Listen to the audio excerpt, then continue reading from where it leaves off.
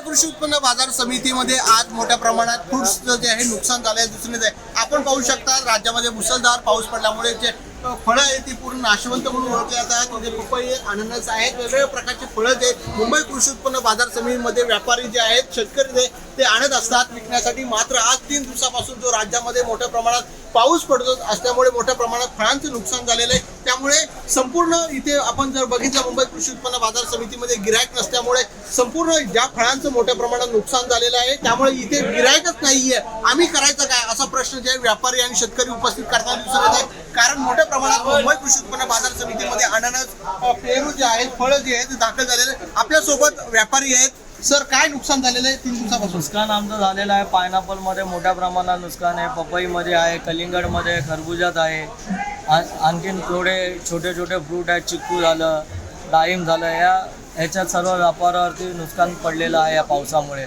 मुसळधार पावसामुळे। सर, किती नुकसान झालेलं आहे? काय व्यापारी गिराईक नसल्यामुळे? गिरायकाने पाठ फिरवलेली आहे पावसामुळे। बाहेरही व्यापार नाही आणि मार्केटमध्ये अजिबात गिरायक आलेलं नाही आहे। ओके, हे होते व्यापारी। 3 दिवसापासून जे मुंबई कृषी उत्पन्न बाजार समितीमध्ये गिरायकांनी पाठ फिरवल्यामुळे जो माल आहे तो पूर्णपणे खराब झालेला आहे आणि त्याचं मोठ्या प्रमाणात व्यापाऱ्यांचं आणि शेतकऱ्यांचं नुकसान झालेलं आहे। कॅमेरामॅन ज्ञानेश्वर वाडेसह विकास मिरे, साम टीव्ही, नवी मुंबई। देश विदेशातील प्रत्येक घडामोडींचे लाईव्ह अपडेट मिळवण्यासाठी आता साम टीव्हीच्या सर्व सोशल मीडिया प्लॅटफॉर्मला लाईक, फॉलो आणि सबस्क्राईब करा।